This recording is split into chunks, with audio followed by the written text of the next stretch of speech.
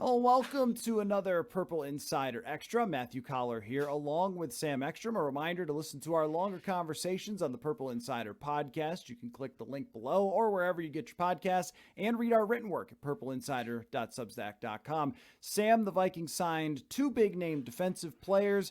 How do we think that affects how they will approach the NFL draft? I think it does knock out two positions of need that they probably don't have to think about in the first round. So that narrows your options. It probably gives you the flexibility to focus on the offensive line, which could be huge, or maybe even an outside pass rusher if you want to focus on defense. But I think instead of bringing in some maybe average veteran or someone who will compete for a spot, they are penciling in Dalvin Tomlinson, 3 tech, Patrick Peterson, cornerback. They don't need to find a starter in round one. So say what you will about the salaries they gave and what it means for pursuing other free agents, but this does check a couple of boxes in their eyes. And I think, narrows down who we can project now in those first round mocks. Draft sims after dark now are a little more manageable, Collar, because I think it's gone from 4 or 5 options in the first round now probably to 2 or 3.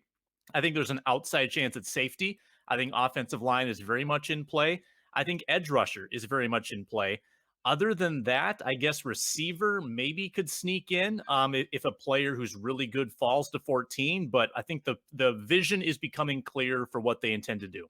Right, the position that they've put themselves in is to have to fill a need through the first round. And if you look back at recent years, they have often done this with first and second round draft picks where an immediate need was filled in that position. Even something like trading up for Dalvin Cook right after Adrian Peterson left, or knowing that Kyle Rudolph was probably in his last years and drafting Irv Smith in the second round. Garrett Bradbury needing an interior offensive lineman, taking him in the first round. This is something the Vikings usually do. So we can look at these immediate needs. And I guess what we have to do is talk about the argument for each one of those immediate needs being addressed through the draft. I mean, we've seen a lot of outside pass rushers come in and make an impact right away with their teams. And there are many this year, someone like Kwity Paye, someone like Jalen Phillips. Those guys are expected to be able to come in right away and make an impact. But at the same time, the lack of investment on the offensive line has been a topic of conversation for a very long time. They have put some draft picks into it,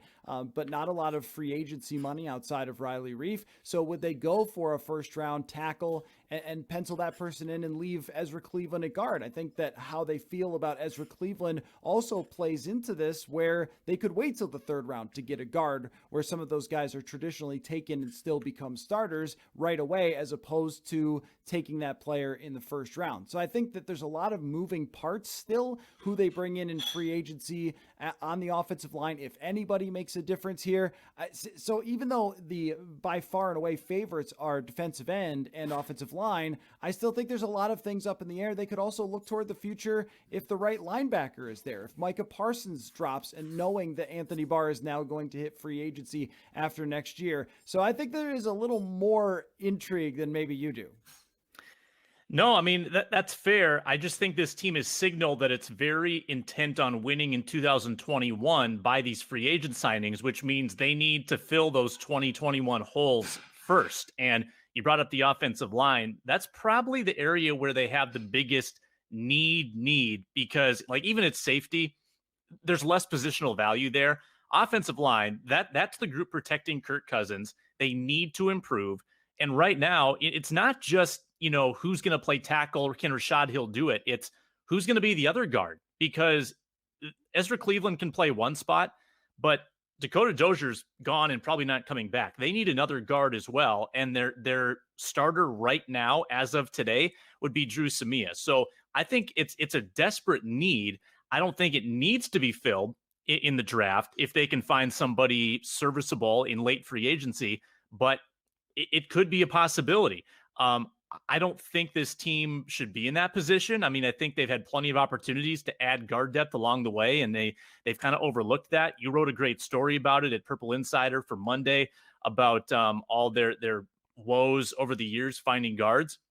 I mean, I'd rather go after, someone who's going to make a big defensive impact or be a playmaker on offense, but If they leave this for the draft to fill the guard spot, I mean, I think they have to because they just don't have anybody right now. So it might be, Elijah Vera Tucker, who can play a little tackle guard. I mean, it might not be the sexy pick, but they're kind of making the bed right now that they have to go that way. Who do you think would make the biggest impact in 2021 if they were to be taken at 14 based on the players that we generally see either mocked to the Minnesota Vikings or mocked in the middle of the first round? Because I think there is an argument for a wide receiver to be that guy to give Kirk Cousins all the weapons he needs, because if he is not going to have better pass blocking, he can have more guys that are open. And that has been an issue in recent years of not having a number 3 wide receiver who can get open in those big situations where everyone double teams Justin Jefferson and Adam Thielen. I don't think it's very likely, but if one of those wide receivers or Kyle Pitts drops into the middle of the first round, I think that's the player who could take their offense to another level right away. Whereas maybe a guard, a rookie, we saw this with Ezra Cleveland, we saw this with Garrett Bradbury. It's hard to say how much they're going to have that big time impact right away when they're still trying to find their legs. Yeah, you've been the biggest wide receiver 3 lobbyist, and I respect that. I think doubling down on the offense is a good path.